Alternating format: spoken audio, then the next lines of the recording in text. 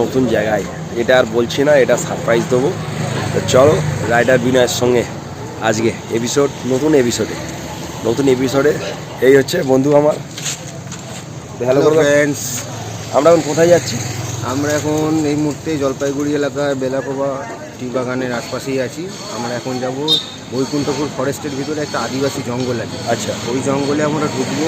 ওটার মধ্যে একটা হাট বসে, বিশাল বড়। আজকে রোববারের হাট আছে। আচ্ছা, কি নির্সিয়া এমন কিছু নাম আছে, আমার এই মুহূর্তে মনে পড়ছে না হাটটা। ওটা রোববার করে বসে, মানে ওখানে হেভি ব্যাপার। পরের ভিডিও বিনয় থেকে দেখে নেবে তোমরা, দারুণ ব্যাপার।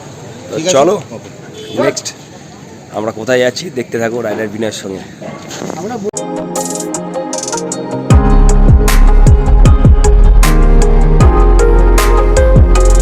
সব ফাইনালি আমি বেরিয়ে পড়েছি কামাখ্যা টেম্পল, যেখানে ছিলাম দুর্গা ভবন হোটেল থেকে।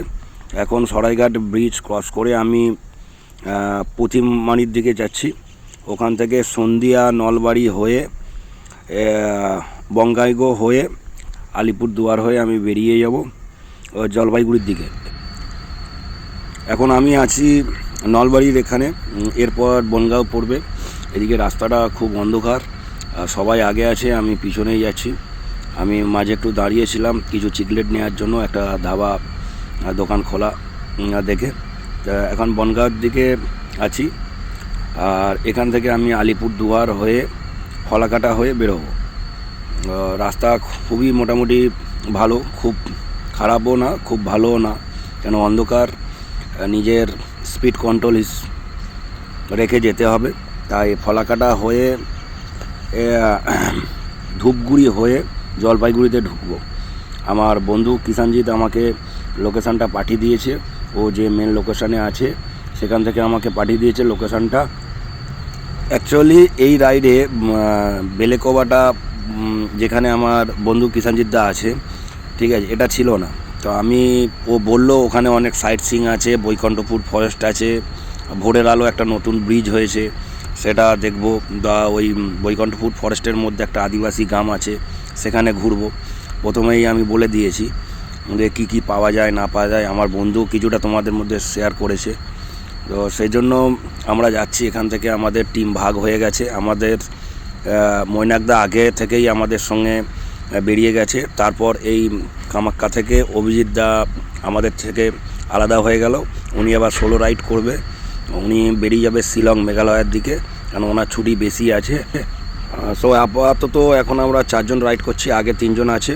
আগে আশা করি তোমরা আমার ক্যামেরাতে দেখতে পাচ্ছ, আগে 2-3টে বাইক যাচ্ছে, ইন্ডিকেটার জ্বলছে, ফগ লাইটও জ্বলছে। এত কুয়াশা, হালকা কুয়াশাও আছে, বাট রাস্তা খুব অন্ধকারের জন্য সব ফগ লাইট জ্বেলে, ফোর ইন্ডিকেটার জ্বেলে যাচ্ছি, যাতে একজন অপরকে বুঝতে পারে। তো এখন প্রায় আমরা চলে এসেছি ফলাকাটাতে। রাতে অতটাও দেখাতে পাচ্ছি না রোডের ভিউটা, সেজন্য বলে দিচ্ছি। ফলাকাটা হয়ে আগেও বললাম, ফের বললাম, ফুলবাড়ি হয়ে আমরা ঢুকবো জলপাইগুড়ি। আর একটা কথা যেটা বলি, হাইওয়ের মধ্যে প্রচুর ডাইভারশান আছে। সুরজিৎ দা চলো, হালকা নেও, প্রচুর ডাইভারশান আছে। আর সুরজিৎদার পেছনে আমি, কেন সুরজিৎ দা বলছে যে আমাকে পেছনে থাকতে, তাই আমি পেছনেই আছি, সবার পেছনেই আছি। আজ 7 দিন হয়ে গেল, তো সব ঠিকঠাকই ছিল, বাট একটা ব্যাড নিউজ আমি দিই। আমার বাইকের যে ফগ লাইট আছে, ইয়েলোটা কেটে গেছে। যার জন্য আমাকে হোয়াইটটাই, মানে কি বলবো, হোয়াইটটার লাইটটা জ্বালিয়েই আমাকে রাইড করতে হচ্ছে। আর সামনে তো ওরা আছে, কোনো ঘড়ির কাঁটা বলছে 3:30, আমরা প্রায় অনেকটাই কভার করে ফেলেছি। আর কামাখ্যা টেম্পল থেকে বেলাকোবা দেখাচ্ছিল 390 কিলোমিটার। তো এখন ক্যামেরার আমার চার্জ শেষ। গুড আফটারনুন, গুড ইভিনিং, এখন গুড ইভিনিংয়ের সময়। তো কাল রাত্রে আমরা কামাখ্যা থেকে বেরিয়েছিলাম, এখন আছি আমরা ঠিক জলপাইগুড়ি আর শিলিগুড়ি ঠিক মাঝখানে ডুয়ার্স এলাকায়। এখানে আমার একটা ফ্রেন্ড এখানে থাকে, ওর এখানে কোয়ার্টার, বাট অফিস আগে, তো ও বললো এখানে আয়, তো সেই জন্য আমরা এলাম। তো এখানে আসলাম, পেছনে প্রচুর চা বাগান, সেটা তোমাদের সঙ্গে শেয়ার করব। তো চা বাগানটা দেখো। তারপর এখন আমরা যাচ্ছি একটা নতুন জায়গায়, এটা আর বলছি না, এটা সারপ্রাইজ দেবো। তো চলো রাইডার বিনয়ের সঙ্গে আজকে নতুন এপিসোডে এই হচ্ছে বন্ধু আমার। হ্যালো ফ্রেন্ডস, আমরা এখন কোথায় যাচ্ছি? আমরা এখন এই মুহূর্তে জলপাইগুড়ি এলাকার বেলাকোবা টি বাগানের আশপাশেই আছি।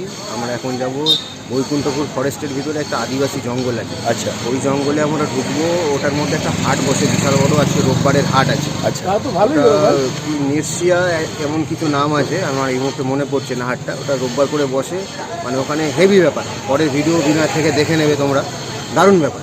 ঠিক আছে, চলো নেক্সট আমরা কোথায় যাচ্ছি দেখতে থাকো রাইডার বিনয়ের সঙ্গে। A few moments later. তো এখন মোটামুটি বেলাকো বাজার থেকে প্রায় 5-6 কিলোমিটার এসছি, সোজাই এসছি, কোনো আঁকাবাঁকা রাস্তা নেই, একদম স্ট্রেট ধরে একদম সোজা। এখানে ব্রিজ আছে, আমরা ওপার থেকে এসছি, ব্রিজের এপারে এখন আমরা দাঁড়িয়ে আছি। এটা হচ্ছে তিস্তার একটা শাখা, এই বয়ে চলেছে, খুব জলের টান আছে নিচে। এবার আমরা জঙ্গলে ঢুকবো, এটা গেট।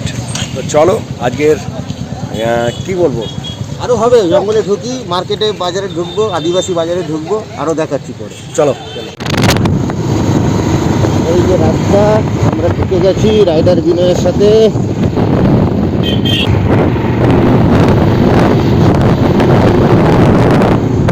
আমার ডান দিকে পড়ছে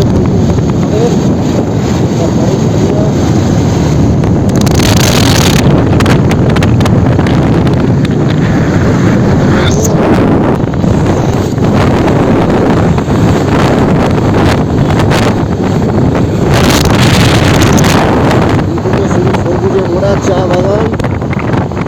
এর ভিতর দিয়ে আমরা চলেছি বৈকুণ্ঠপুর ফরেস্ট এরিয়াতে, যেখানে বসে একটা বিশাল বড় আদিবাসী হাট।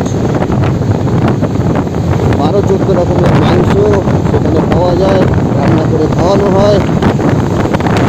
আরও অনেক কিছু ব্যবস্থা সেখানে রয়েছে, হাঁড়ি করা থেকে শুরু করে সব ব্যবস্থা ওরাই করে দেয়। সেটাও আপনাদেরকে দেখাবো।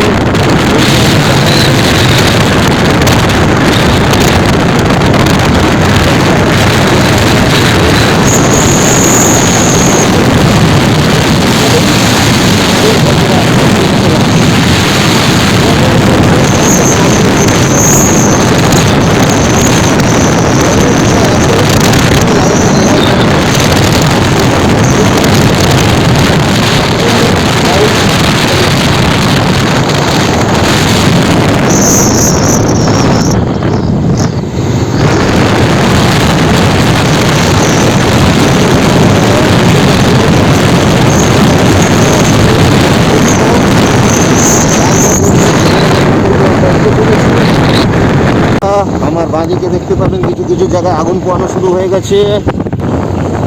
এই যে দেখুন কি সরু ন্যারো রাস্তা, একদম চা বাগানের ভিতর দিয়ে আমরা হাটের দিকে এগোচ্ছি, জঙ্গলের ভিতরে যাচ্ছি। মানে আপনারা না এলে না দেখলে বুঝতে পারবেন না কি বাজে পরিস্থিতি, সন্ধ্যেবেলাটা কতটা ভয়ানক, কতটা ঝুঁকিপূর্ণভাবে রাইডার বিনয় এগিয়ে চলেছে এই রাস্তা দিয়ে বাইক নিয়ে।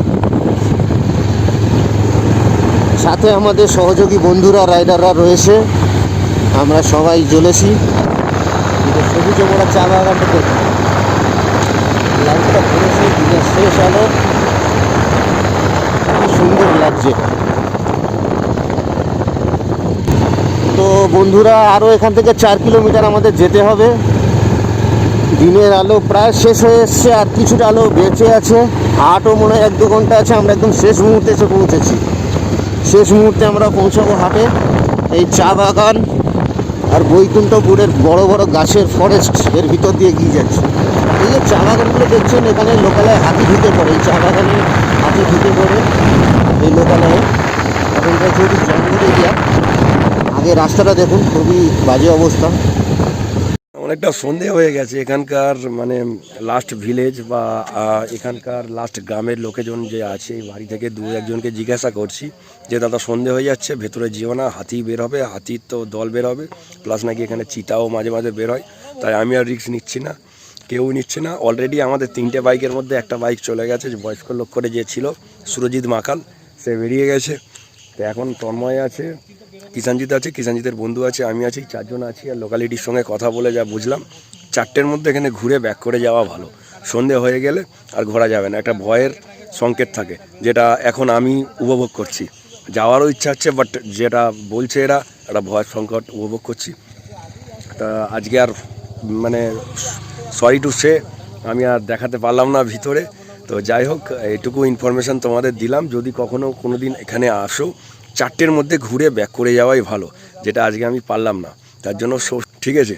তো চলো, আজকের মতন এইটুকুই আমি ভিডিওটা শেষ করছি, আর কিছু বলবো না। মুডটা নিজেরও খুব খারাপ হয়ে গেছে, মনটা খুবই খারাপ হয়ে গেছে আমার। আমিও যেতে পারলাম না, মানে যাওয়ার ইচ্ছা হচ্ছে, গাড়ি নিয়ে এসেছি, এই আমার গাড়ি, কিন্তু কি করব, এরকম একটা বিপদ, এরকম একটা মানে ভয়ের আতঙ্ক নিয়ে মানে গাড়ি চালানোটাও একটা মানে কি, তাই আর বেশি কিছু কথা বলছি না। তো আজকের মতন এখানে এটা আমি ছোট একটা ভিডিও দিয়ে শেষ করছি। কালকে সকালে দেখি আমি কোথায় কি যাই, একটা নতুন ভিডিও বের করার চেষ্টা করব। তো আজকের মতন গুড নাইট।